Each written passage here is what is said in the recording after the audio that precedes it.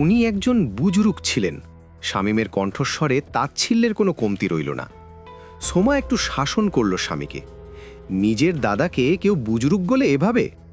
শামীম বারান্দার কাঠের রেলিংয়ে পা তুলে আয়েশ করে চায়ের কাপে চুমুক দিয়ে বলল, টেকনিক্যালি উনি আমার আপন দাদা নন, বাবার চাচা।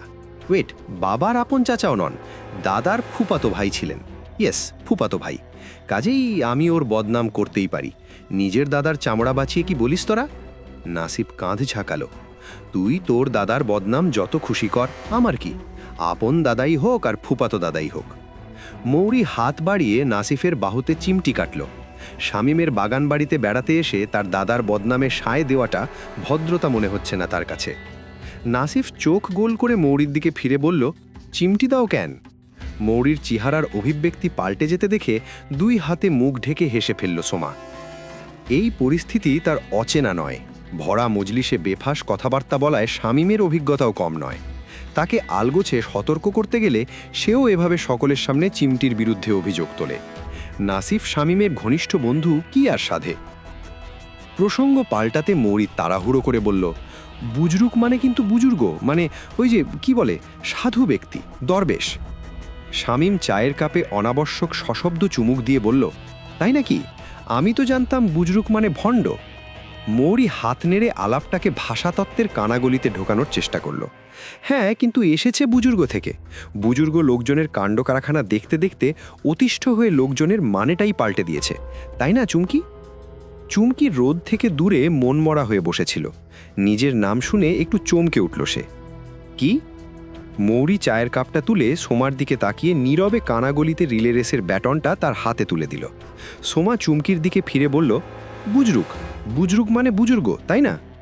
চুমকি গম্ভীর হয়ে বলল, বুজরুক বুজুর্গ হবে কেন? বুজুর্গ মানে আলেম। নাসিফ মৌরির দিকে তাকিয়ে চোখ মিটমিট করল। চুমকি খুবই ধর্মকাতর। পান থেকে চুন খসলেই সে লম্বা লম্বা লেকচার দিতে থাকে। বুজুর্গ বুজুর্গ তত্ত্বে সে নিশ্চিতভাবেই ধর্মের অপমান আবিষ্কার করে বসতে পারে। সোমা থতমত খেয়ে মৌরির দিকে তাকিয়ে ব্যাটনটা আবার ফিরিয়ে দেওয়ার চেষ্টা করল, কিন্তু মৌরি ততক্ষণে অন্যদিকে তাকিয়ে চায়ের কাপে হাসি লুকিয়ে চুমুক দিচ্ছে। না না, মানে বুজুর্গ শব্দটা থেকে বুজরুক এসেছে। ধরো কি আছে এমন? আচ্ছা, মস্তান। মস্তান মানে তো মত্ত, মাতাল, কিন্তু আমরা তো মস্তান বলতে বুঝি গুন্ডা। এরকম কিছু শব্দ আছে না, যেমন ধরো অর্থ একটা, কিন্তু লোকে অন্য অর্থ বোঝানোর জন্য বলতে বলতে একসময় মানেই পাল্টে ফেলে। এই শামীম, এরকম হয় না? শামীম নির্দোষ মুখে সোমাকে বিপদের মুখে ঠেলে দিল। না তো, এরকম হয় নাকি? যা। সোমা শামীমের পাঁজরে আঙুলের গাঁট দিয়ে খোঁচা দিল। চুমকি মাথার স্কার্ফটা হাত দিয়ে টেনে ঠিক করে গম্ভীর গলায় বলল, বুজুর্গ হচ্ছেন আলেম ওলামারা, আর বুজুর্গ হচ্ছে ভণ্ড, পীর ফকির, দুইটা দুই জিনিস।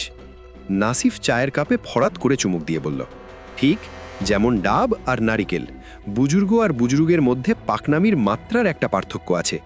বুজুর্গ পেকে বুজুর্গ হয়। তারপর চাল ভাজা আর মুড়ি। কড়াইতে চাল ছেড়ে দিলেই চাল ভাজা, কিন্তু মুড়ি হতে গেলে সেটাতে বালু থাকতে হবে। সঠিক সঙ্গী পেলে বুজুর্গ লোক ফুলে ফেপে ফর্সা হয়ে বুজরুগ হয়ে ওঠে। চুমকি গম্ভীর চোখে মামাতো ভাইকে নীরবে তিরস্কার করে অন্যান্যদের চেয়ারে হেলান দিল। নাস্তিক মার্কা চালিয়াতি কথা বলায় নাসিফ ওস্তাদ। এদের সঙ্গে কথা বাড়িয়ে লাভ নেই। 101টা যুক্তি দিয়ে ধর্মকে কাবু করে ছেলে মানুষই আনন্দ পায় নাসিফ। এদের সঙ্গে বেড়াতে আসাই ঠিক হয়নি। শামীম চোখের কোণে চুমকিকে দেখে নিয়ে বলল, এনিওয়ে, আমার কোটি দাদা বুজরুগই ছিলেন, তবে মৌরি কিছু লোক ওনাকে বুজুর্গই ভাবত। তারা চাল পড়া, পানি পড়া, কুমড়ো পড়া ইত্যাদি হাবিজাবি নেওয়ার জন্য লাইন দিত ওনার কাছে। মৌরি কেটলি থেকে আরেকটু চা ঢেলে নিল নিজের কাপে। তার খুব ভালো লাগছে এখানে এসে। শামীমদের বাগানবাড়ি মির্জাপুরে, বেশ বড় সড়ো জায়গা নিয়ে উঁচু পাঁচিলে ঘেরা কম্পাউন্ড। চারদিকে ফলের গাছ, ছোট্ট একটা পুকুরও আছে। দুটো ইংরেজি এল আকৃতির বাংলো টাইপের বাড়ি, আর কিছু দূরে একটা কাঠের দোতলা বাড়ি। জায়গাটা ছবির মতো সুন্দর। সবকিছুই বেশ পরিপাটি। ঢাকার চড়া শব্দ আর ধোঁয়ার ভারে নুয়ে পড়া বাতাসের ঝুল যেন বুক থেকে সরে যাচ্ছে এখানে এসে। গতরাতে এসে ঠিক বোঝা যায়নি আশপাশটা কেমন, কিন্তু আজ সারাদিন ঘুরে ফিরে পুকুরে ছিপ দিয়ে মাছ ধরার ব্যর্থ চেষ্টা করে, কিছুক্ষণ ব্যাডমিন্টন খেলে, আর বহুদিন পর একটা পেয়ারা গাছে চড়ে পেয়ারা পেড়ে খেয়ে তার খুব ভালো লাগছে। পরশু আবার তারা ফিরে যাবে ঢাকায়। মৌরি চায়ের স্রোতে সে চিন্তাটাকে চুবিয়ে মারার চেষ্টা করতে লাগল। চুমকি নাক দিয়ে একটা শব্দ করল, যার সম্ভাব্য অর্থ হতে পারে কোনো সন্দেহ নেই শামীমের কুটি দাদা লোকটা বুজরুক। চাল পড়া, পানি পড়া, কুমড়ো পড়া কখনোই কারো কোনো কাজে আসতে পারে না। তবে হ্যাঁ, খাস দিলে আল্লাহর কাছে নামাজ পড়ে মুনাজাত করলে আল্লাহ হয়তো তার বাসনা পূর্ণ করতে পারেন। নাসিফ নিজের ফুপাতো বোনকে চটিয়ে মজা পায়। সে কাজের ফাঁকে মাঝে মধ্যে প্রায়ই চুমকির ফেসবুক ওয়ালে নানা অদ্ভুত গুজব শেয়ার করে আসে। কোনো নভোচারী মুসলিম হয়ে গেছে, কোনো বিজ্ঞানী মাছের গায়ে আল্লাহু লেখা দেখে খতনা করে নাম পাল্টে আবু হামজা রেখেছে। এই সব খবর সে যত্নের সাথে জমিয়ে রাখে কোনো একদিন মুষলধারে চুমকির ওয়ালে পেস্ট করে আসার জন্য। বাতিল আর তাগুতের বিরুদ্ধে চুমকির লড়াকু ফেসবুক জীবনে সে সহযোগিতার হাতই বাড়িয়ে দিতে চায়। বলিস কি, খুবই কামেল আদমি ছিলেন মনে হচ্ছে। নাসিফ মৌরির দিকে চায়ের খালি কাপটা বাড়িয়ে ধরল। যারা লাইন দিত ওনার কাছে তারা সেরকমই ভাবত। তবে একটা আলুর বড়া চামচে গেথে তুলে কামড় দিল শামীম। উনি কিন্তু লোকজনকে চাল পড়া, পানি পড়া, কুমড়ো পড়া দিতেন না। সোমা শামীমের কুটি দাদার কথা অল্প স্বল্প শুনেছে পারিবারিক আলাপে। তার কৌতূহল তাই অন্যদের চেয়ে কম নয়। বাংলোর বারান্দায় বসে কুচকুচে কালো কাঠে তৈরি দোতলা বাড়িটাকে দেখলে যে কারো মনে কৌতূহল জাগবেই। বাড়িটায় কোনো জানালা নেই। তাহলে ওনাকে বুজরুক ডাকো কেন? সোমা নিজেও একটা আলুর বড়া তুলে নিল প্লেট থেকে। মনু চাচি মারাত্মক বড়া ভাজতে জানে। শামীম কাঁধ ঝাঁকালো। উনি ভূত প্রেত, দত্তিদানো, রাক্ষস খোক্ষস নিয়ে গবেষণা করতেন। ওনার ধারণা উনি ওইসবের সাথে যোগাযোগ করতে পারতেন। এই শখের পেছনে উনি প্রচুর টাকা পয়সাও নষ্ট করেছেন। ঘর সংসার করেননি। দিন রাত ওই বাড়ির একতলায় বসে যন্ত্রমন্তর হিংটিং ছট করতেন। আর মাঝে মধ্যে হুটহাট বাড়ি ছেড়ে এদিক সেদিক চলে যেতেন। আমি যখন ছোট ছিলাম তখন বাবাকে দেখেছি বেশ কয়েকবার লোক পাঠিয়ে তাকে উদ্ভট সব জায়গা থেকে আবার বাড়িতে নিয়ে আসতে। বিপদে পড়লে উনি টেলিগ্রাম করতেন বা চিঠি লিখতেন, আমি অমুক জায়গায় আছি, টাকা পয়সা শেষ, আমাকে এসে নিয়ে যাও। সে এক যন্ত্রণা ছিল।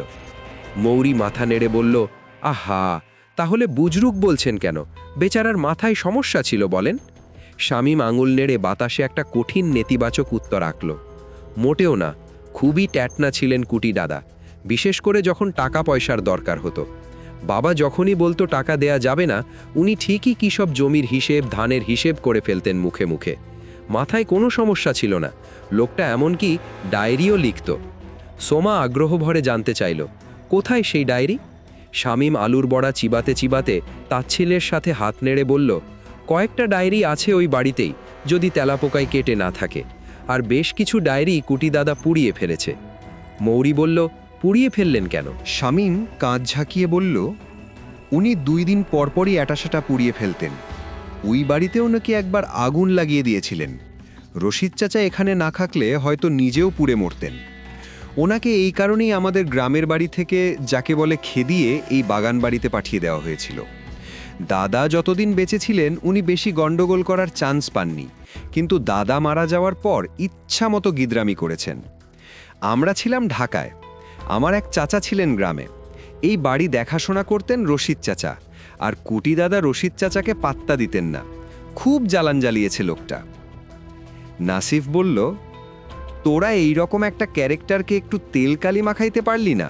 তোরা শালার টাঙ্গাইলের লোকজনগুলি এমন গা ছাড়া, একটু উদ্যোগ নিলেই কিন্তু মারদাঙ্গা আগুনপীর মাঠে নামাই নিতে পারতি।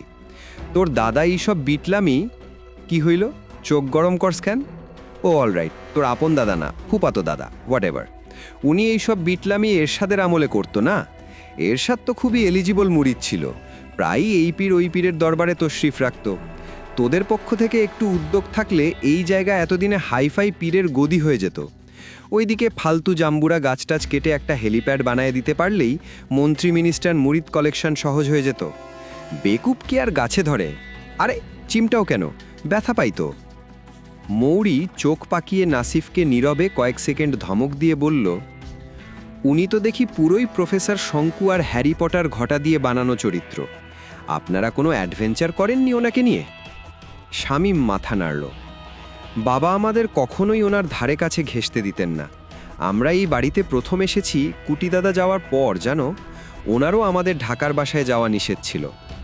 সোমা অনমনে কাঠের দোতলা বাড়িটার দিকে তাকিয়ে কুটিদাদার গল্প শুনছিল। এখানে সে আগেও একবার পিকনিকে এসেছে, কিন্তু তখন আরও আত্মীয়স্বজন গমগম করছিল পুরো কম্পাউন্ড জুড়ে। হইচইয়ের মাঝে ওই কেঠো পোড়ো বাড়ি নিয়ে কেউই মাথা ঘামানোর সময় পায়নি। বিকেলের রোদ এসে যেন হারিয়ে যাচ্ছে বাড়িটার দেওয়ালে। দূরে বাংলোর বারান্দার ছায়ায় বসে দৃশ্যটা দেখে একটু গা ছমছম করছে তার। কুটিদাদা ওই বাড়িতে বসে কি করত? কাছেই আচমকা যান্ত্রিক সুরে ঝমঝম করে আজানের শব্দ বেজে উঠল। সোমার ঘোর লাগা ভাবটা কেটে গেল সে শব্দে। চুমকির মোবাইলে আজানের কি একটা সিস্টেম আছে, দিনে 5 বার করে সময় মতো বাজতে থাকে। চুমকি বেতের চেয়ার ছেড়ে উঠে দাঁড়িয়ে মাথার স্কার্ফ ঠিক করতে করতে বলল, আমি নামাজটা পড়ে আসি। নাসিফ বলল, আমার জন্য দোয়া করিস রে, আল্লাহকে বলিস আমার দিকে যেন একটু মুখ তুলে তাকায়, খুব রাগ করে আছে লোকটা।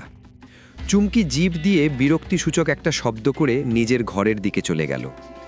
বাংলোর ঘরগুলো বেশ প্রশস্ত। বেড়াতে এসে আস্ত একটা ঘর বরাদ্দ পেয়েছে সে। সোমা মাথার চুল আঙুলে জড়িয়ে টানতে টানতে বলল, উনি একা একটা দোতলা বাড়িতে কি করতেন? শামীম আরেকটা আলুর বড়া তুলে নিয়ে বলল, বুজরু কি, আবার কি, ভূতপ্রেত, তন্ত্রমন্ত্র, ঝাড়ফুঁক। নাসিফ বলল, তুই জানিস কিভাবে? তুই তো কখনো এসে দেখিসনি। শামীম বড়ায় একটা জিঘাংশ কামড় দিয়ে বলল, আমি রশিদ চাচার কাছে শুনেছি। ওই যে মনু চাচি আসছে মুড়ি মাখা নিয়ে, তুই বিশ্বাস না করলে চাচিকে জিজ্ঞাসা কর। মনু চাচির বয়স 50-এর ঘরে। মেহমানদের জন্যে গতকাল সন্ধ্যা থেকেই অবিরাম নানা নাস্তা বানিয়ে যাচ্ছেন তিনি অক্লান্তভাবে। মস্ত একটা এনামেলের বাটিতে মুড়ির সাথে এটা সেটা মেখে এখন নিয়ে এসেছেন তিনি। নেও, কহটা মুড়ি খাও, হাফিজের বউ পাউরোটা বানাইটাছে, হাঞ্জাবেলায় গরুর গোস্ত দিয়ে খায়ো। মনু চাচি টেবিলে মুড়ির বাটি নামিয়ে রেখে আলুর বড়ার প্রায় খালি বাটির দিকে তাকিয়ে খুশির হাসি হাসলেন। বিলাতি আলু আসাল কহটা, বড়া বানামু আরো। সোমা মনু চাচিকে হাত ধরে চুমকির চেয়ারে বসিয়ে দিল। বসেন তো চাচি, আমাদের কুটি দাদার গল্প বলেন। শামীম কিছু জানে না, আন্দাজে খালি আবল তাবল কি যেন বলে। মনু চাচির মুখের হাসিটা মলিন হয়ে গেল। কাক্কা তো মেলা আগে মরছে। মৌরি এক মুঠো মুড়ি মাখা তুলে মুখে পুড়ে বলল, গ্রাম গ্রাম, দারুণ মজা হয়েছে চাচি। এই ফুটিদাদ নাকি জিন ভূত পালতেন, সত্যি নাকি? মনু চাচি মুখ কালো করে মাথা ঝাঁকালেন। তো হ্যার কামিয়া সাল খালি দেও দানো নামানি। নাসিফ হাসি মুখে বলল, আপনি কখনো দেখেছেন ওই দৈত্যদানো? মনু চাচি অস্বস্তি ভরে নড়ে চড়ে বসে বললেন, দেখি নাই, কিন্তু। তার কণ্ঠস্বর ক্রমশ মিলিয়ে গেল নাসিফের চওড়া হতে থাকা হাসির সাথে। সোমা বলল, কি চাচি, কিন্তু কি? মনু চাচি বললেন, আও স্পাইসি অনেক দিন। মৌরি আরেক মুঠো মুড়ি নিতে হাত বাড়িয়েছিল। সে নাসিফকে আবার চোখের ধমকে শাসন করে বলল, কেমন আওয়াজ চাচি? মনু চাচি শামীম আর সোমার দিকে অসহায় চোখে নিষ্কৃতি চাওয়ার ভঙ্গিতে তাকিয়ে বললেন, ইয়াল্লাহ, কয় কি যে আওয়াজ আসিল রে মা, কান কুন তালা লাইগা যাইত গা। তুমগো কাক্কা তো হনু বাইসা আসাল, খুব সাহসী মানুষ আসিল। হ্যার বাদেও হে কুটি কাক্কারে কিছু কয়া হারে নাই, ডরে। রাইত বিরাইতে সব দইত আজগুবি আজগুবি আওয়াজ। মাইনসে মনে করত উনি জিন নামাইছে। মাঝে মধ্যেই আয়রা কায়রা নৌকাইতো হ্যার কাছে জিন নামাইবার। কাক্কা নাঠি নিয়েও দৌড়ানি দিত। কিন্তু রাইতের বেলায় ভয়লা আওয়াজ কমতো না। খুন খুন কইরা ক্যারাজানি কানত, খিখি আশা আসি শব্দ হুন যাইত। ডরে আমগো আত্মা ধরাস ধরাস করত। নাসিফ মৌরির শাসনে হাসিটা মুখ থেকে মুছে গম্ভীর গলায় বলল, কিরকম শব্দ হয় চাচি? মনু চাচি অস্বস্তি ভরে নড়ে চড়ে বসে বললেন, কোনো কোনো সময়ে আবার চিকারের শব্দ পাওন যাইত। জীবজুনারে নাঠি দিয়ে গুতানির পর যেমনে গুঙাইত, হেই রাউজ। নাসিফ মৌরির দিকে ফিরে বলল, উফ, চিমটাও কেন চাই? সোমা মনু চাচিকে বেশ পছন্দ করে ফেলেছে। সে চাচির হাত নিজের কোলে টেনে নিয়ে বলল, শুধু কি চিৎকারের আওয়াজ পাইতেন চাচি, কিছু দেখেন নাই কখনো?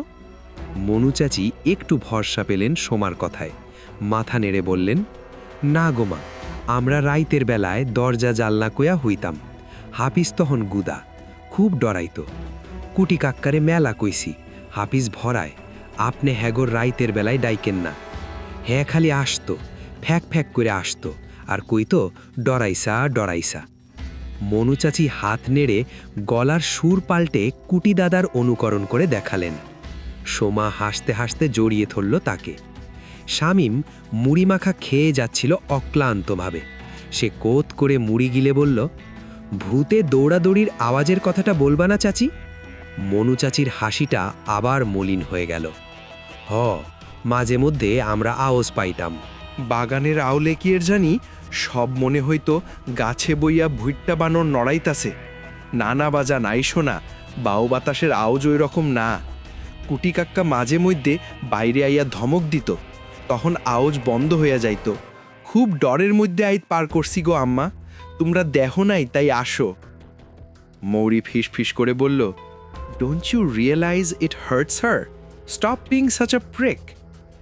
নাসিফ গম্ভীর মুখে মুড়ি মখা চিবাতে লাগল। বিকেলের রোদ ইতিমধ্যে সরে গেছে কালো বাড়িটা থেকে। গাছপালার ফাঁক দিয়ে দেখা যাচ্ছে জানালাবিহীন দেয়ালের একটা অংশ। মনু চাচি বললেন, হাফিজা বাড়িটা সাপ কইরা রাখছে, তোমরা দেখবার চাইলে দেখাইয়া হারো। সোমা বলল, আপনারা ওই বাড়িতে ঢোকেন। মনু চাচি বললেন, ঢুকমু না কে, এখন তো আর কাক্কা নাই, কোনো আওজও নাই। আমরা কয় মাস বাদে বাদেই ঘর সাফ করি। ভিতরে খাইলা, বই পুস্তক আর আবিজাবি জিনিস আছে, বাস্কতে ভইরা রাখছি।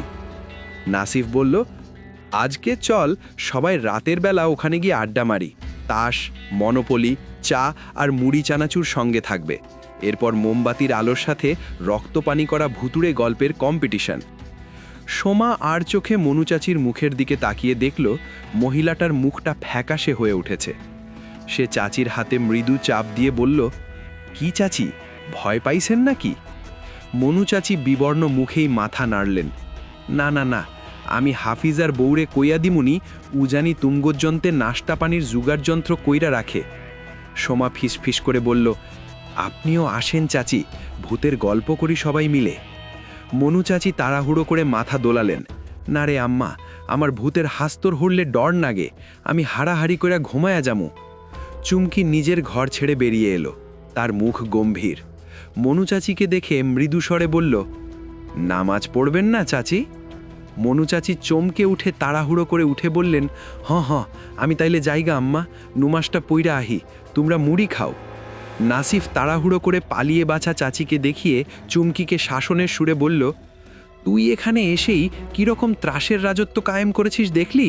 মনু চাচি, হাফিজের বউ, তাদের একরত্তি বাচ্চা সবাই তোর ভয়ে দরজায় ছিটকিনি আটকে ভিতরে বসে থাকে।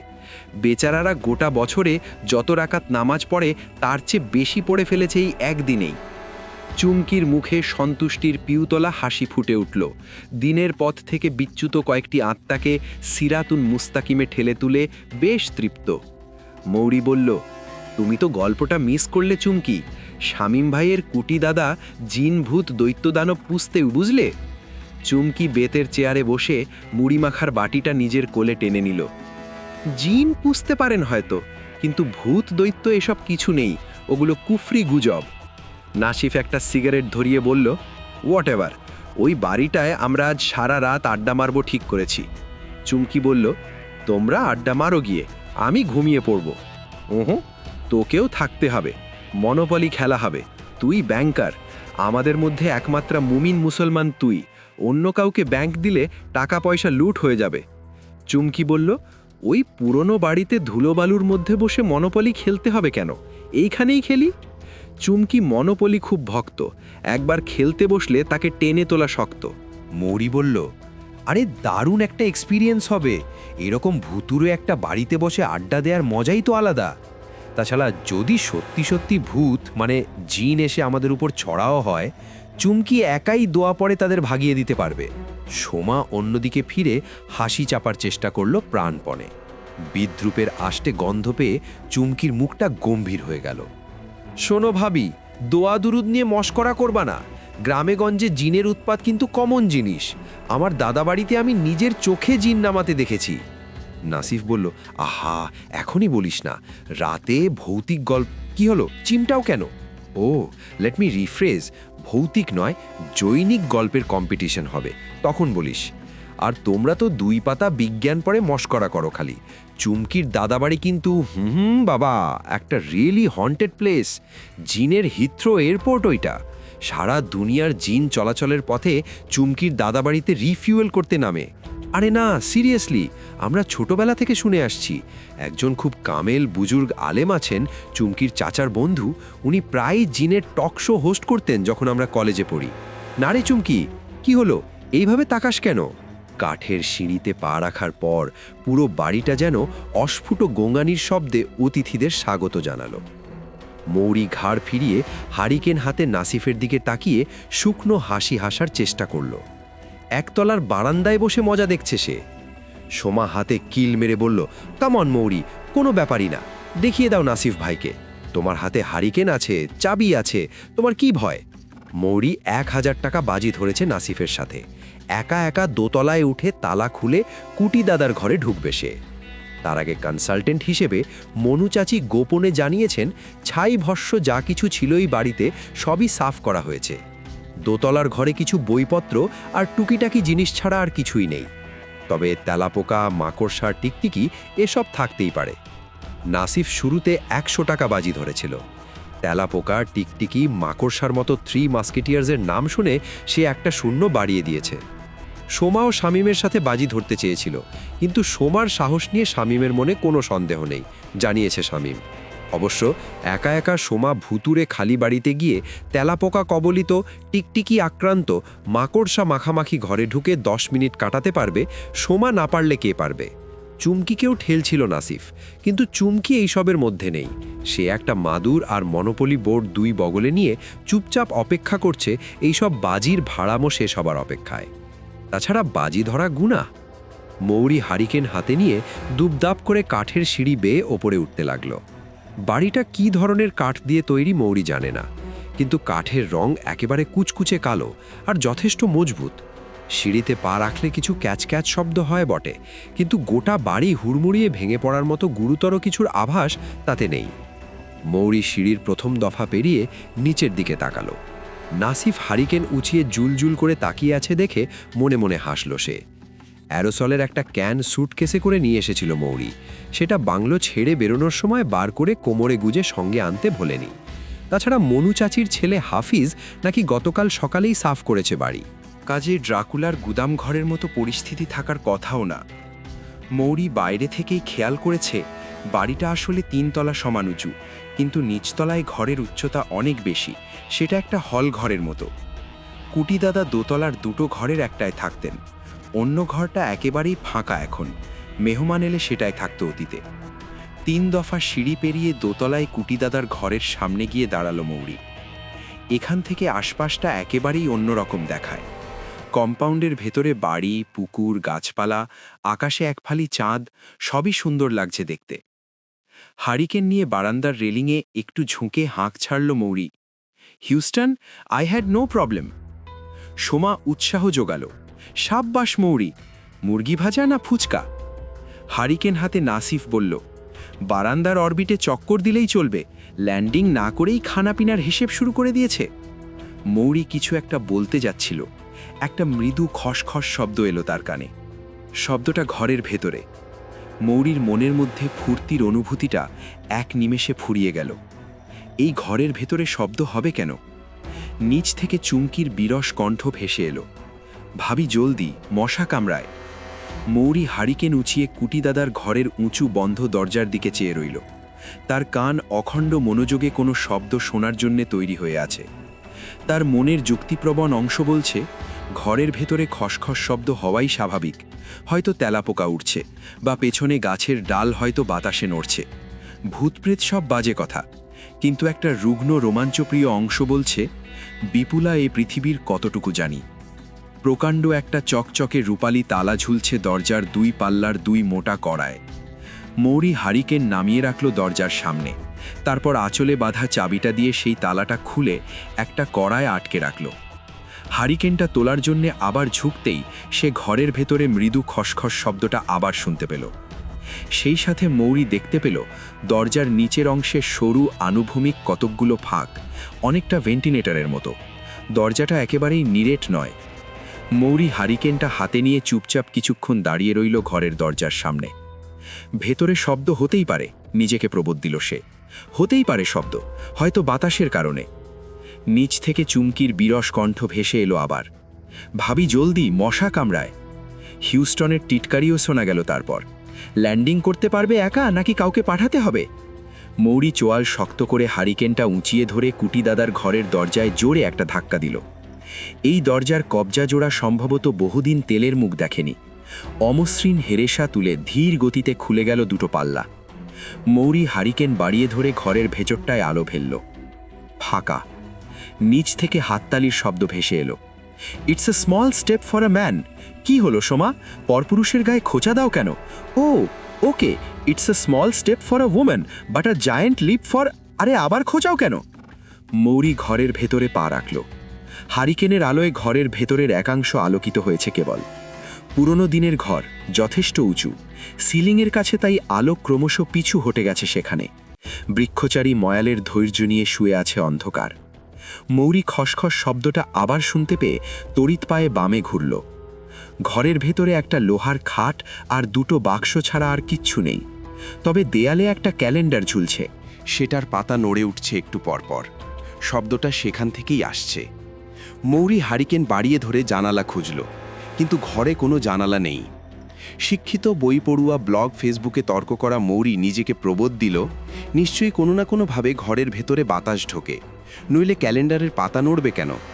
হয়তো কোনো ছিদ্র আছে দেয়ালে। কিন্তু ভুতুরে সিনেমা দেখা মৌরি ফিসফিস করে বলে গেল, আছে মৌরি, ওরা আছে। মৌরি মনে মনে নিজেকে কষে ধমক দিয়ে চোখ বন্ধ করল কিছুক্ষণের জন্য। ক্যালেন্ডারের পাতা নড়ে উঠল আবারও। চোখ খুলে সে হারিকেন উঁচিয়ে ধরে সিলিংয়ের দিকে চাইল। বিদঘুটে কোনো চেহারা বা আকৃতি তেড়ে এলো না মৌরির দিকে, বরং নিতান্তই নিরীহ একটা কাঠের পাটাতন চোখে পড়ল তার। সেই সাথে চোখে পড়ল দেয়াল আর সিলিংয়ের মোহনায় কয়েকটা প্রশস্ত ঘুলঘুলি। কুটিদাদার ঘরটা মোটেও বন্ধ নয়, হাওয়া চলাচল করে এর ভেতরে। মৌরির চোয়ালের পেশি শিথিল হয়ে এলো। ভয়খোর মৌরি মুখের উপর যুক্তির দরজা বন্ধ হওয়ার আগ মুহূর্তে ফিসফিসিয়ে বলল শুধু, দ্যার আর মোর থিংস। মৌরি এবার বাস্তব পৃথিবীর হররের দিকে মন দিল। ঘুলঘুলিগুলো খোলা, কাজেই তেলাপোকা, সাপখুপ সবই থাকতে পারে ঘরের ভেতরে। তবে চামচিকা নেই নিশ্চিত জানে সে। আলো দেখলে চামচিকা লটপট করে উঠতে থাকে। মৌরি হারিকেনের আলোয় ঘরটা চারপাশে একবার ঘুরে দেখে নিশ্চিন্ত মনে হাঁক দিল, ওপরে এসো তোমরা। সিঁড়িতে দুবদাব পায়ের শব্দ শুনতে পেল সে। চুমকি বিরক্ত গলা শোনা গেল, কামড়ে আমার হাত পা ফুলিয়ে ফেলল মশা। মুড়ি কুটিদাদার প্রাচীন খাটের পাশে রাখা বাক্সের দিকে এগিয়ে গেল। কি আছে ভেতরে? নাসিফ হারিকেন উঁচিয়ে সবার আগে ঘরে ঢুকল। ঢাকায় গিয়ে টাকা পয়সার মতো নোংরা ব্যাপার নিয়ে আলাপ করা যাসে, ঠিক আছে?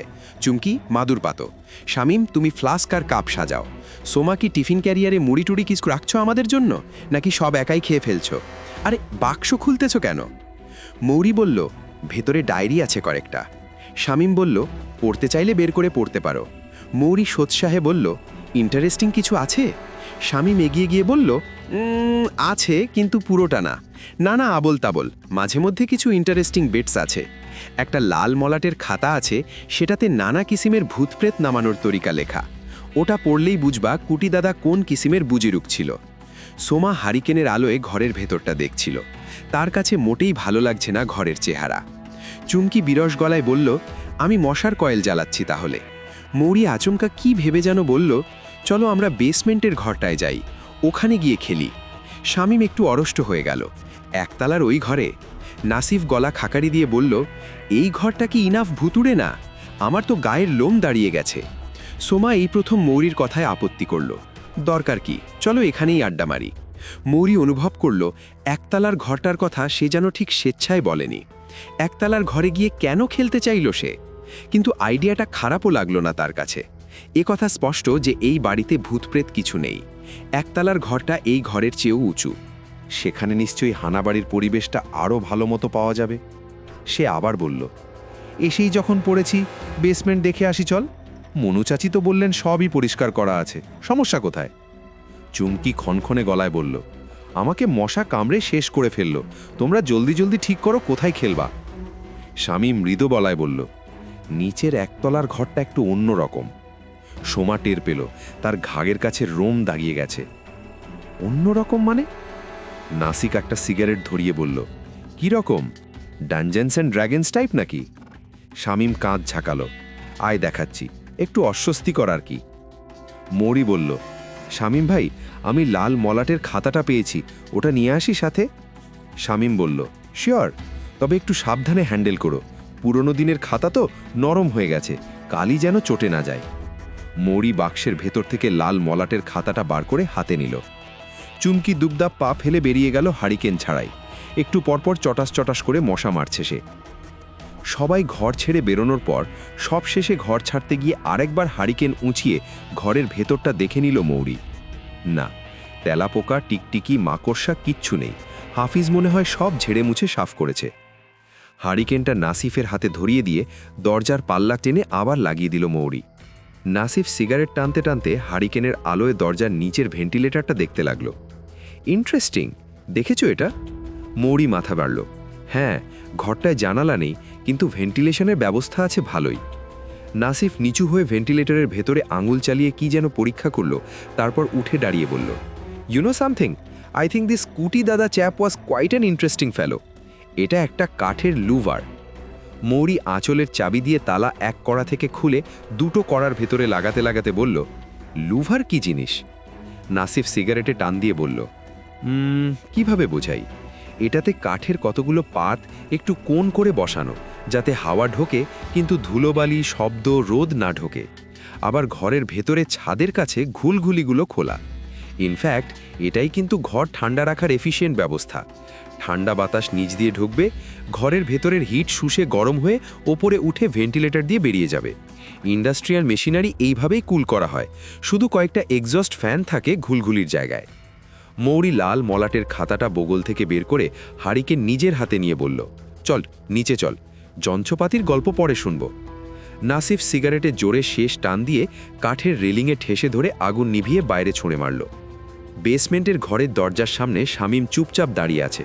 সোমা ফিসফিস করে কি যেন বলছিল শামীমকে। মৌরি আর নাসিফকে নেমে আসতে দেখে সে চুপ করে গেল। নাসিফ হাতে হাত ঘষে বলল, ওকে, ডিল হচ্ছে আমরা এখানে ঢুকব, ভূতপ্রেত যাই আছে দেখব, তারপর সোজা মাদুর পেতে বসে মনোপলি খেলা শুরু করে দেব, উইথ চা অ্যান্ড মুড়ি চানাচুর। ঠিক আছে Mouri? No more gallivanting around. এলাম, দেখলাম, মনোপলি খেললাম। ভিনি ভিডি চিমটাও কেন? শামীম মাথা ঝাঁকালো। তার মুখের গাম্ভীর্য কি কপট নাকি হারিকেনের আলোয় এমন মনে হচ্ছে ধরতে পারল না মৌরি। কিন্তু সোমাকে দেখে সে একটু দমে গেল। বেচারি নার্ভাস হয়ে আছে। চলতো। বেসমেন্টের ঘোরটা কাল সকালে দেখলেও মৌরি তালা খুলে কারোর দিকে না তাকিয়ে জোরে একটা ধাক্কা দিল। দরজার পাল্লা দুটো খোলার সময় কর্কশ শব্দে কজায় তেলের অভাবের কথা স্মরণ করিয়ে দিল তাদের সবাইকে। শামীম গলা খাঁকড়ে বলল, ওকে, ভয়ের কিছু নেই, ঘরটা প্রায় ফাঁকা, শুধু। হারিকেন বাড়িয়ে ঘরের এক কোণে ধরল সে। মৌরি হারিকেন হাতে ঘরের ভেতরে ঢুকে শামীমের নির্দেশ করা দিকে চাইল। বেসমেন্টের ঘরটা অনেক উঁচু, হল ঘরের মতো। তিনটে হারিকেনের আলো ঘরের ভেতরের একটা ছোট্ট অংশই কেবল আলোকিত করতে পেরেছে। সেই বলয়ের ভেতরে কিছুই চোখে পড়ল না মৌরির। সে কয়েক পা এগিয়ে হারিকেন উঁচিয়ে ধরার পর দেখতে পেল জিনিসটা একটা খাঁচা। সোমা অস্ফুট শব্দ করে উঠল। ঘরের উচ্চতার সমান একটা খাঁচা, মোটা লোহার গরাদ কংক্রিটের ভিত্তির ওপর বসানো।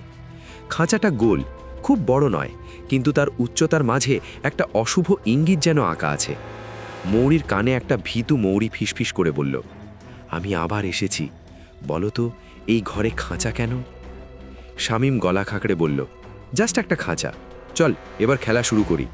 প্রতিধ্বনি ছড়িয়ে পড়ল বিশাল ঘরটায়। শুরু করি, করি, করি, করি, ওরি। সোমা বিড়বিড় করে বলল, চল ওপরে গিয়ে খেলি, আমার ভালো লাগছে না। মৌরি বেগিয়ে গিয়ে হারিকেন বাড়িয়ে ধরে খাঁচাটা দেখতে লাগল। খাঁচার ভেতরে একটা কাঠের পিঁড়ি রাখা। খাঁচার একটা দরজা আছে স্বাভাবিক উচ্চতার। সেটার গায়ে ঘরের দরজার মতোই রূপালি নতুন তালা মারা। মৌরি হারিকেন যতদূর সম্ভব উঁচিয়ে ধরে খাঁচার পুরোটা দেখার চেষ্টা করল, কিন্তু তার আলো ঘরের সিলিংয়ের উচ্চতার অন্ধকার দূর করার মতো জোরাল নয়। চুমকি বিরক্ত কণ্ঠে ভেসে এলো, ভাবি আসতো, খেলা শুরু করি। মৌরি ঘুরে দাঁড়িয়ে দেখল শামীম সোমাকে এক হাতে জড়িয়ে ধরে অভয় দিচ্ছে। সে দ্রুত পায়ে এগিয়ে গেল। এই সোমা, বোকা মেয়ে, একটা খাঁচা শুধু, ভয়ের কিছু নেই। সোমা ঝাঝাল গলায় বলল, আমি ভয় পাচ্ছি না, আমার ভাল লাগছে না সেটা বললাম। মৌরি সোমার কাঁধে চাপড় দিল। চল, আমরা একেবারে খাঁচাটার সামনে গিয়ে মাদুর পেতে বসে খেলি। নাসিফ খাঁচাটা দেখে কোনো মন্তব্য করেনি। সে একটা হাই তুলে বলল, আমার বউ খাঁচার ভিতরে ঢুকে খেলার প্রস্তাব দেওয়ার আগেই চল আমরা যে কাজটা করতে এখানে এসেছি সেটা শুরু করি। চা, মুড়ি, মনোপলি। চুমকি, বোর্ড সাজা। শামীম, চা বের কর। সোমা, টিফিন ক্যারিয়ার খোলো। This is one bloody spooky place. আমরা ভূতের গল্প করে আজকে ফাটিয়ে ফেলব। চুমকি একটা হারিকেন তুলে স্যান্ডেল টেনে হাঁটতে হাঁটতে সামনে এগিয়ে গেল। সোমা এরকম বড় হলঘর আশা করেনি। বাইরে থেকে দেখে চট করে বোঝা যায় না ঘরের ভেতরটা কত বড়। সে দেখতে পেল তাদের হারিকেন এই মস্ত ঘরটার ভেতরে 3টে আলোর পুকুর তৈরি করেছে কেবল, যাকে ঘিরে আছে ক্রমশ ঘনায়মান অন্ধকার। শামীম স্ত্রীর কপারে থুতনি ঘষে বলল, আর কিছু নেই ঘরের ভেতর, একদম খালি, চল খেলতে বসি। সোমার শরীরটা একটু শিথিল হয়ে এলো। খামুখাই ভয় পাচ্ছে সে। মনু চাচির গল্প শুনে সে ভয় পেয়ে গেল। মৌরির দিকে তাকিয়ে একটু লজ্জা পেল সে। সেই সাথে অনুভব করল ভয় পাওয়ার আগ্রহ এর মূল কারণ। চুমকি মোটেও ভয় পাচ্ছে না, কারণ তার কোনো আগ্রহ নেই এসবে। সোমা জোর পায়ে এগিয়ে গেল সামনে। চুমকি খাঁচার 2 গজ সামনেই মাদুর পেতে বসে মনোপলি বোর্ড মেলে ধরেছে। মৌরি তার পাশে বসে কুটি দাদার খাতাটা খুলে ধরেছে হারিকেনের আলোয়। সোমা চুমকির উল্টো দিকে বসে মাটিতে হারিকেন নামিয়ে রাখল। তার সামনে মস্ত দানবের পাজরের মতো পড়ে আছে খাঁচাটা। সোমা নিজেকে শাসন করল মনে মনে। এটা সামান্য খাঁচা, একটা আধ পাগল লোকের খেয়ালের ফল। মৌরি মলাট দেওয়া খাতাকার পৃষ্ঠা উল্টাল। সে অখণ্ড মনোযোগে পড়া শুরু করেছে। চুমকি ঝড়ের বেগে টাকা ভাগ করছে। $1,500 বেটে দিতে তার 1.5 মিনিটও লাগে না। কে কি গুটি নিতে চাও? আমি জাহাজ নিচ্ছি। নাসিফ মৌরির উল্টো দিকে বসে বলল, আমার একখান স্ত্রী আছে যদিও, আর একটা পেলে মন্দ হয় না। শামীম হারিকেন নামিয়ে রেখে চায়ের ফ্লাস্ক আর কাগজের গ্লাস খুলতে খুলতে বলল, মনু চাচিকে বলে রেখেছি রান্নাঘরের দরজা খোলা রাখা আছে। বেশি রাতে যদি চা খেতে হয় ওদের আর বিরক্ত করার দরকার হবে না। আমরাই বানিয়ে নিয়ে আসতে পারবো। ওরা আবার একটু তাড়াতাড়ি ঘুমিয়ে পড়ে। এস্তার পরোটা বানিয়ে রেখেছে হাফিজের বউ, হাঁড়ি ভর্তি গরুর গোস্ত আছে, আর 1 থালা মুড়ি মাখিয়ে রাখা আছে। শুধু গিয়ে নিয়ে আসতে হবে। কাজেই সারা রাত ননস্টপ আড্ডা মারা যাবে। নাসিফ বলল, সোমা, টিফিন ক্যারিয়ারটা খোলো, 1 চক্কর মুড়ি হয়ে যাক। আর ননস্টপ আড্ডা মারবো কিভাবে রে? তাহাজ্জুদের নামাজ পড়তে হবে না আমাকে? অজুর পানির কি ব্যবস্থা? চুমকি জিভ দিয়ে ছ্যাক করে একটা শব্দ করল। নাসিফের এসব রসিকতা পছন্দ করে না সে। নাসিফ হারিকেন উঁচু করে ধরে বলল, আরে বাহ, অজুর বদনা জোগাড় করে রেখেছিস দেখি। হারিকেনের আলোয় খাঁচার পাশে দেওয়ালের কাছে একটা কাঁসার পাত্রের দিকে আঙুল তুলল সে। শামীম শুকনো হেসে বলল, ওটা বদনা না রে, কুটি দাদার মাম্বোজাম্বোর পাত্র। মৌরি খাতা থেকে চোখ তুলে চকচকে বদনাটার দিকে তাকিয়েছিল। সে অনেকক্ষণ পর মুখ খুলে বলল, আয়ুষ কটাহা। নাসিফ চমকে ওঠার ভান করে বলল, কোষ্কি, এসব কি বলে রে? মৌরি হাতে ধরা খাতায় আঙুল দিয়ে টোকা দিল, এখানে বলা আছে এটার কথা, প্রেত নামাতে এটা লাগে। সময় একটু কাঁত হয়ে উকি দিল খাতার পাতায়। হলদে হয়ে এসেছে পাতাগুলো। তাতে বড় বড় গোটা গোটা বাংলা হরফে কি যেন লেখা, সেই সাথে অদ্ভুত সব নকশা আঁকা। শামীম চুমকির সেন দৃষ্টি দেখতে পেয়ে থতমত খেয়ে বলল, আমার টুপি। সোমা অন্যমনস্কভাবে বলল, আমার জুতো। এই মৌরি, কি লেখা এই খাতায়? মৌরি চুমকির দিকে না তাকিয়ে বলল, আমার গাড়ি। আর বলো না সোমা, পুরো খাতা ভর্তি নানা ভূতপ্রেত নামানোর কায়দা। ইন্টারেস্টিং। শামীম সোমার হাত থেকে টিফিন ক্যারিয়ার একরকম কেড়ে নিয়ে খুলে একটা বাটি আলগা করে বসল। আমি অনেক আগে কয়েকটা পড়েছিলাম যখন খাতাটা প্রথম খুঁজে পাই। রশিদ চাচা তখনও বেঁচে ছিলেন। উনি বলেছিলেন কুটি দাদা নাকি অসুস্থ হওয়ার পর এরকম আরও 10-12টা খাতা পুড়িয়ে ফেলেছিলেন কেরোসিন ঢেলে। সোমা বলল, এটা পোড়াননি কেন? শামীম ঠোঁট উল্টে বলল, কে জানে, বাকিগুলোই বা পোড়ালেন কেন, তাই বা কে জানে। মৌরি চুমকির দৃষ্টির তাপমাত্রা টেনে সুদ তাড়াহুড়ো করে হাতে 2 ছক্কা নিয়ে বসে। ওকে, লেটস রোল। কে কার আগে মারবে সেটা ঠিক হোক। এই চাললাম 2 আর 1, ধত্তেরি। খেলা শুরু হলেও একটু পর সবাই মৌরির ওপর ক্রমশ বিরক্ত হয়ে উঠল। সে অনমনে ছক্কার চাল দিয়ে খাতার পাতা উল্টে যাচ্ছে। খেলায় একজন এমন অনমনোযোগী হয়ে গেলে স্বাভাবিকভাবেই বাকিরা চটে ওঠে। মিনিট 40 খেলার পর চুমকি চটাস করে হাতে পায়ে চাপড়ে মশা মারতে মারতে বলল, ভাবি তুমি হয় খেলো নয় বই পড়ো। মৌরি বলল, আমি খেলছি তো, আর তোমাকে এত মশা কামড়াচ্ছে কেন? কয়েল তো জ্বলছে দেখি। চুমকি বিরক্ত স্বরে ট্রাফালগার স্কোয়ারের সোমাকে ভাড়ার টাকা গুনে দিতে দিতে বলল, জানি না, আমার রক্ত মনে হয় বেশি টেস্টি। নাসিফ কাপে চা ঢেলে নিয়ে বলল, চুমকি, মনোপলিতে ব্যাংকের সিস্টেমটা পাল্টানো যায় নাকি রে? এক পরপর চান্স আর কমিউনিটি চেস্টে কী সব সুদের কথা বলে, এটাকে মুদারাবা বানিয়ে দিলে কেমন হয়? চুমকি মশা মারতে মারতে আগুন ঝরা চোখে নাসিফের দিকে চেয়ে ছক্কা বাড়িয়ে ধরল। নাসিফ চাল দিতে দিতে বলল, সুদ আর মুদারাবা সেই বুজুর্গ আর বুজুরুকের মতো। আকাশ পাতাল তফাৎ রে। শামীম হাত ঘড়িতে সময় দেখে বলল, 11:30 বাজে, কেউ কি গোস্ত পরোটা খেতে চাও আবার? সোমা কনুই দিয়ে গুঁতো দিল শামীমকে, এই সন্ধ্যায় না গপ করে খেলে?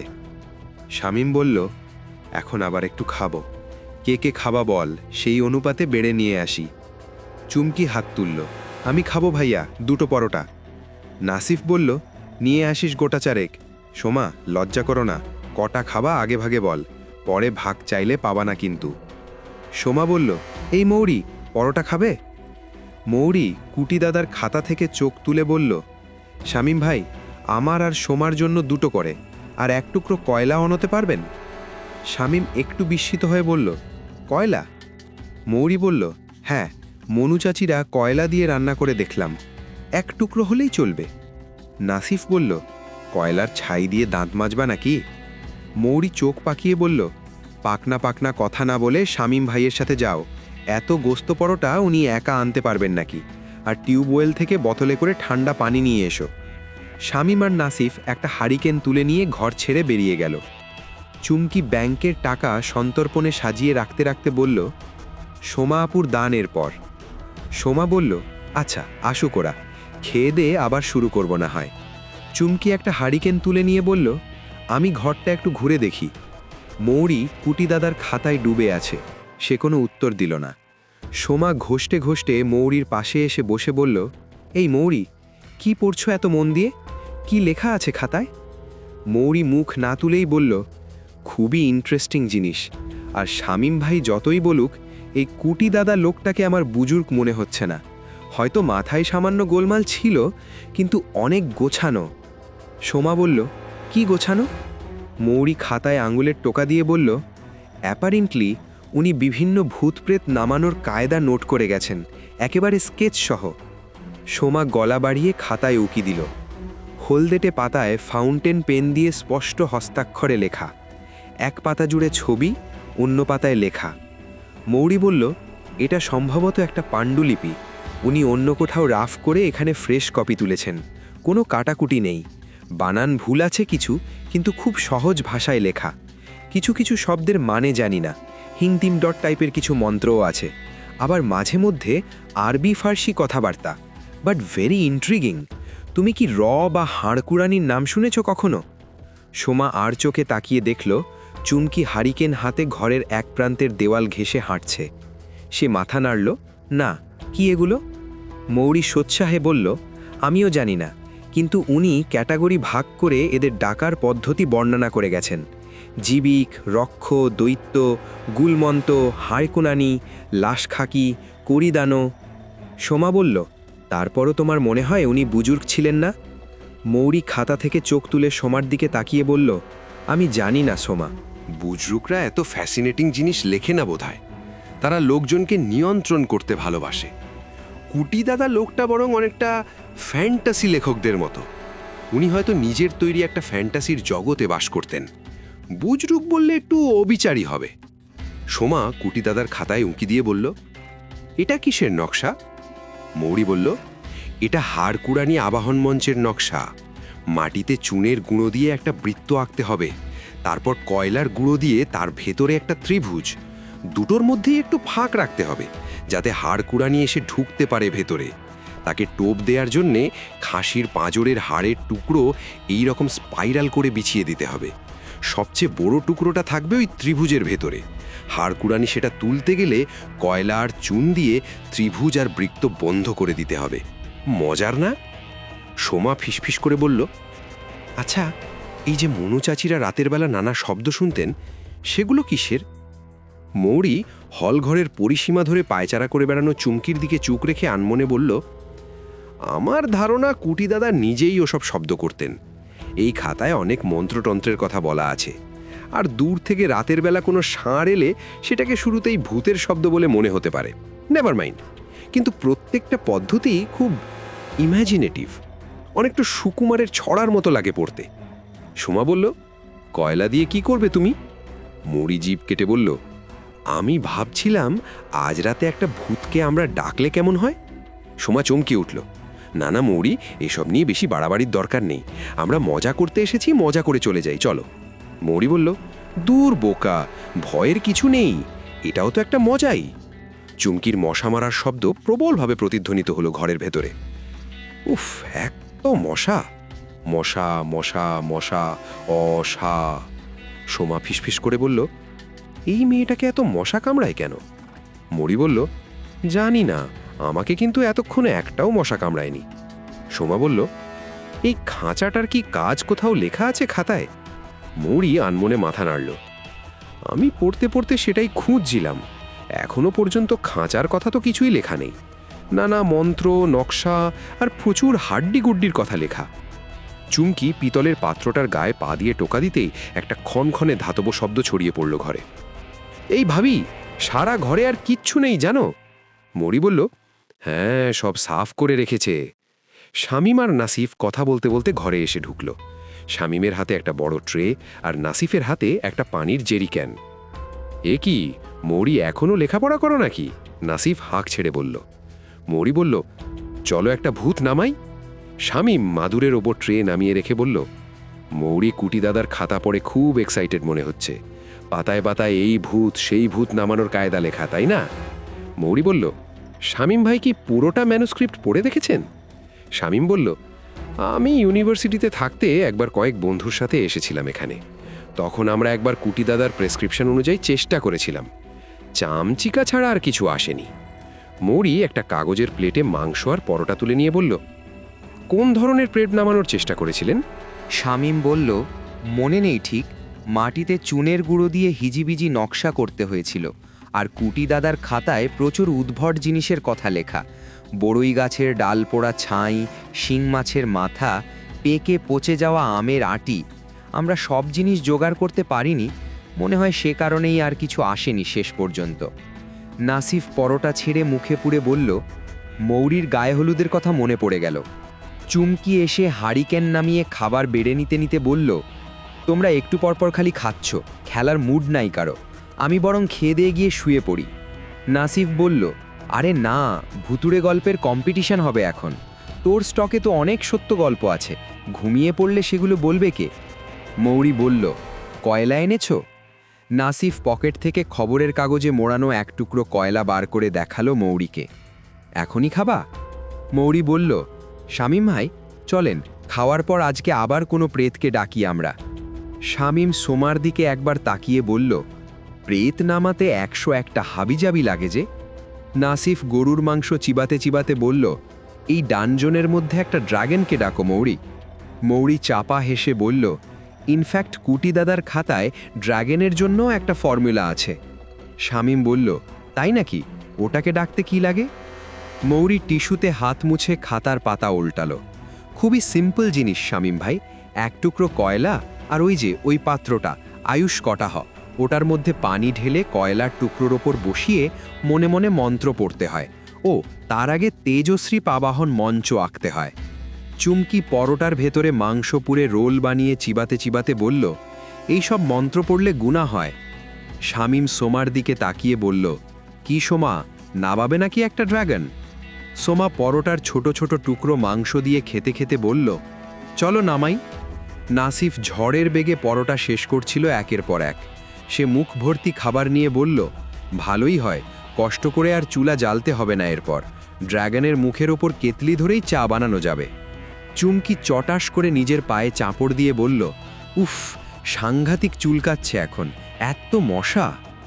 মৌরি দ্রুত পরোটা খাওয়া শেষ করে খবরের কাগজের পোটলা থেকে কয়লার টুকরোটা বের করে হারিকেন হাতে উঠে গিয়ে একপাশে গেল। তোমার খাওয়া শেষ হলে আলোটা একটু ধরবে, আমাকে খাতা দেখে দেখে আঁকতে হবে। নাসিফকে ডাকল সে। সোমা প্লেটটা নামিয়ে রেখে কাগজে হাত মুছে উঠে পড়ে বলল, আমি আসছি, দাঁড়াও। নাসিফ ভাইয়ের খাওয়া মনে হয় ভোরের আগে শেষ হবে না। নাসিফ আরেকটা পরোটা প্লেটে তুলে নিয়ে বলল, ড্র্যাগনের সাথে মারপিট করার আগে গায়ে একটু শক্তি জোগাতে হবে না? শামীম কোনো কথা না বলে চুপচাপ খেতে লাগল, তার মুখ গম্ভীর। চুমকি বুঝে গেছে আজ আর মনোপলির মুড নাই কারো। সে জমির দলিল আর টাকা গোছাতে লাগলো প্রয়োজনের অতিরিক্ত শব্দ করে। মৌরি চোখ তুলে বলল, চুমকি, ছক্কা দুটো কাজে লাগবে কিন্তু। চুমকি চটাস করে মশা মেরে বলল, আচ্ছা। নাসিফ খাবারের প্লেট হাতে নিয়ে উঠে এগিয়ে গেল, তার একটু কৌতূহল হচ্ছে। মৌরি খাতা দেখে দেখে সিমেন্টের মেঝেতে কয়লা দিয়ে একটা নকশা আঁকছে। মৌরির আলপনার হাত বেশ ভালো, তাই জটিল নকশাটাও সহজেই তার হাতে ফুটে উঠছে মেঝেতে। একটা বৃত্তের মাঝখানে দুটো ত্রিভুজ দিয়ে আঁকা তারা, তার ভেতরে এক এক অংশে বিচিত্র সব চিহ্ন। হারিকেনের আলোয় মৌরির অভিব্যক্তি দেখে নাসিফ একটু বিস্মিত হল। এমন তন্ময়ভাবে সে মৌরিকে আগে কিছু করতে দেখেনি। সোমা হারিকেন হাতে ঝুঁকে দাঁড়িয়ে আছে, তার চেহারায় স্পষ্ট অস্বস্তি। নকশাটা যতই পূর্ণ চেহারা নিচ্ছে, সোমার চেহারা ততই ফ্যাকাশে হয়ে উঠছে।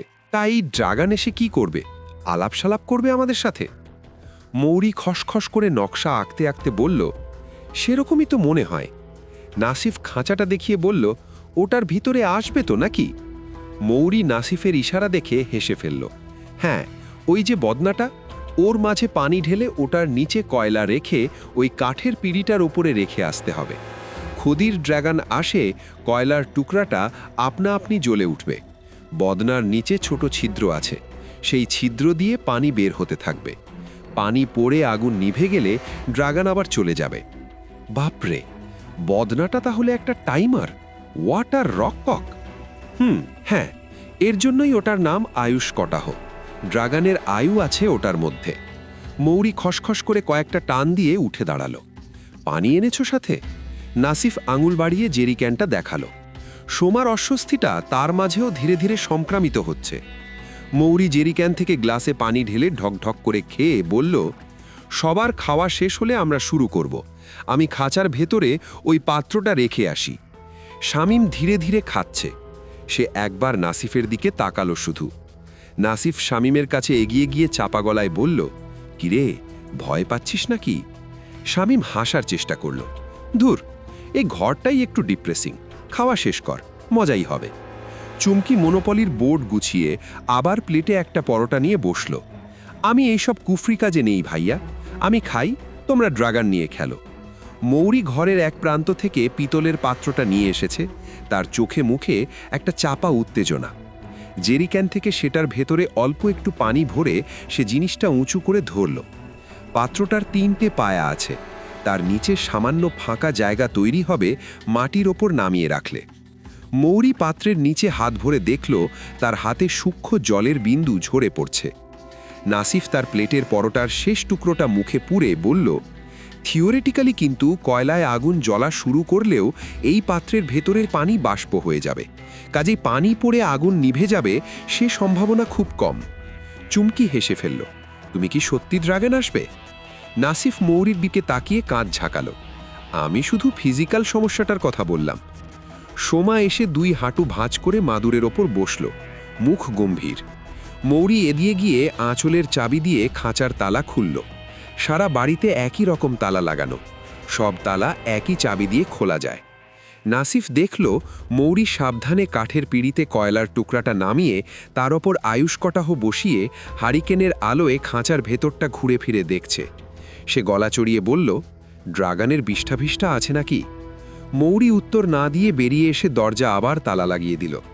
নাসিফ একটু অস্বস্তি নিয়ে দেখল মৌরি দরজাটা বারবার ধাক্কা দিয়ে পরীক্ষা করে দেখছে।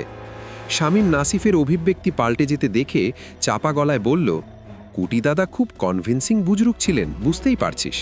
মৌরি তো একটা ইমপ্রেশনেবল মেয়ে না, তাহলেই ভাব মনু চাচিরা কেন ভয় পাবে না? সোমা মুখ তুলে মৌরিকে জিজ্ঞাসা করল, এখন কি? মৌরি মাদুরের ওপর বসে পড়ে বলল, এখন আমরা 5 জন চক্র তৈরি করব। চুমকি গলা চড়িয়ে বলল, আমি এইসবের মধ্যে নেই ভাইয়া, আমি খাই, তোমরা ড্রাগন নিয়ে খেলো। মৌরি চুমকিকে অনুরোধ করতে যাচ্ছিল। নাসিফ বলল, ও এসব করতে না চাইলে সাধাসাজি করো না তো, কি করতে হবে বলো।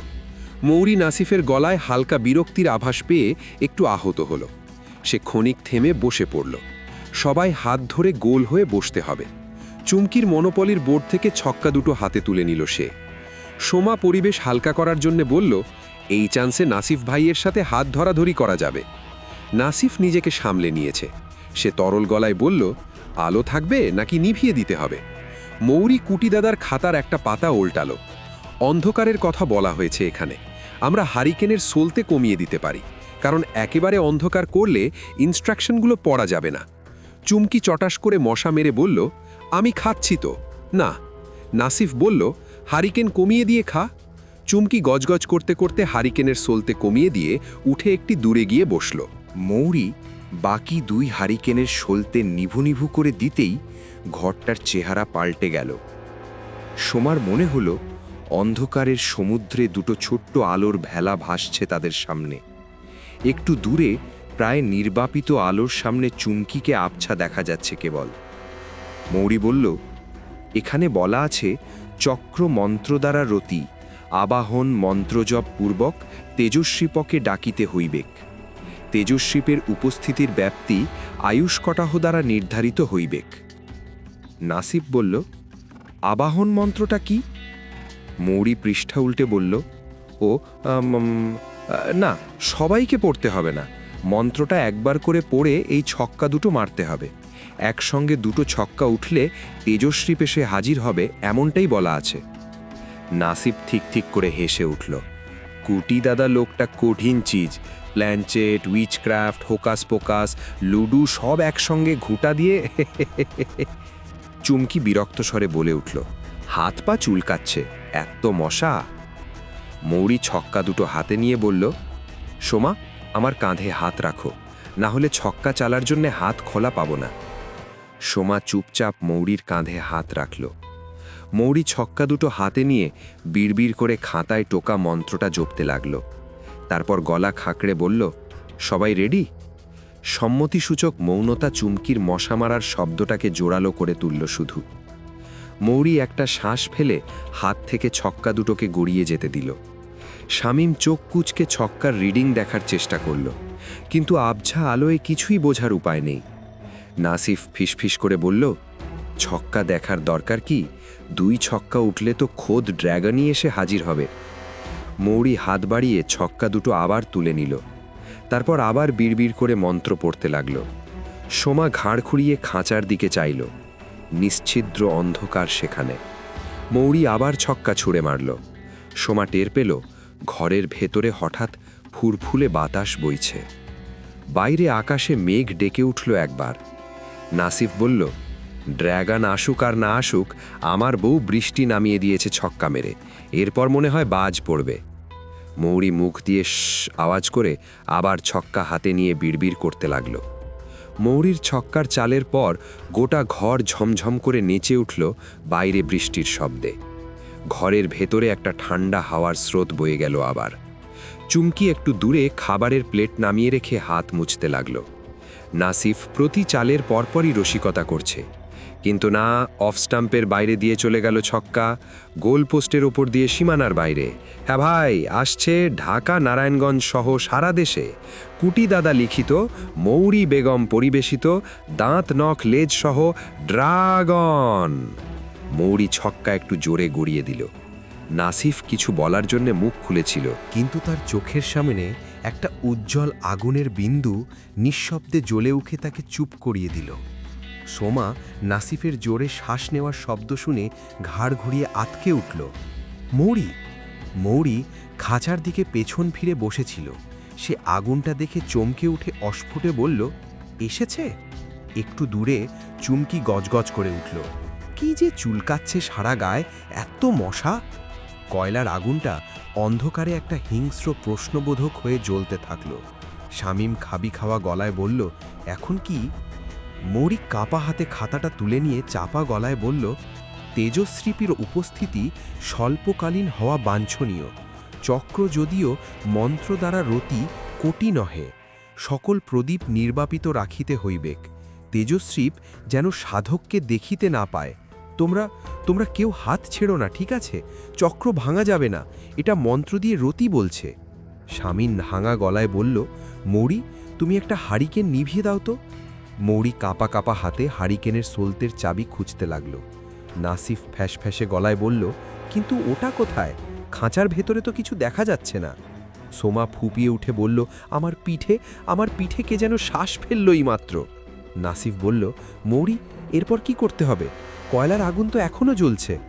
মৌরি খাতার পাতা উল্টে চাপা গলায় পড়তে লাগল, তেজস্বীপের দেহ অন্ধকারে প্রজ্জ্বলিত হইয়া দেখা দিবেক, কোনরূপেই সাধক চক্রের দরজা খুলিয়া যেন বাহির না হয়। একটা অস্বস্তিকর নীরবতা নেমে এলো ঘরে। দূরে কোথাও যেন একটা চাপা দীর্ঘশ্বাসের শব্দ শোনা গেল। শামীম ভাঙা গলায় বলল, চক্রের দরজা? মৌরি কাপা গলায় বলল, তাই তো বলছে, চক্রের দরজা আবদ্ধ রাখিতে হইবেক। সবাই ঘাড় ঘুরিয়ে খাঁচাটার দিকে তাকালো। খাঁচার ভেতরে কয়লার টুকরোটা ক্রমশ উজ্জ্বলতর হয়ে জ্বলছে। নাসিফ বিড়বিড় করে বলল, চক্র হচ্ছে ওই খাঁচাটা। সোমা কোকিয়ে উঠল, আমাদের ওটার ভেতরে থাকার কথা, আমাদের খাঁচার ভেতরে থাকার কথা ছিল। মৌরি কাপা হাতে পৃষ্ঠা উল্টালো, কিন্তু এরপর নতুন অধ্যায় শুরু। করিদানো আবাহন। মৌরির হাত থেকে খাতাটা পড়ে গেল। একটা চাপা দীর্ঘ ঘড়ঘড়ে শব্দ। একটু দূরে চুমকির হারিকেনের পাশে একটা শরীরের আকার ফুটে উঠল। ঠান্ডা নীলচে আভা। চুমকি উঠে দাঁড়িয়েছে। পাগলের মতো শরীর চুলকাচ্ছে সে। একটা ঘড়ঘড় শব্দ হচ্ছে তার গলা দিয়ে। ধারালো কিছু দিয়ে কাপড় ছেঁড়ার ফরফর শব্দ ভেসে এলো। এরপর চুমকি নিজের শরীর থেকে কাপড় ছিঁড়ে খুলে ফেলছে। তার গোটা শরীর থেকে বেরিয়ে আসছে নীলচে আভা।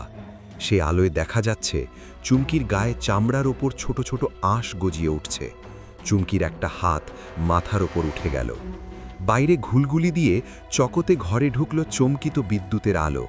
সে আলোয় সেকেন্ডের ভগ্নাংশের জন্য দেখা গেল চুমকির সারা গায়ে আঁশ। তার হাতে গুজিয়ে উঠেছে ধারালো নখর। স্কার্ফ ছিঁড়ে ক্রমশ বিকৃত আকার নিচ্ছে তার মাথা। ড্রাগন এসেছে ডাকে সাড়া দিয়ে। মন্ত্রে রতিচক্রের ভেতরে নির্লিপ্তভাবে জ্বলতে লাগলো একদলা কয়লা। তার বাইরে অরক্ষিত ঘরের ভেতরটা কয়েকবার উজ্জ্বল হয়ে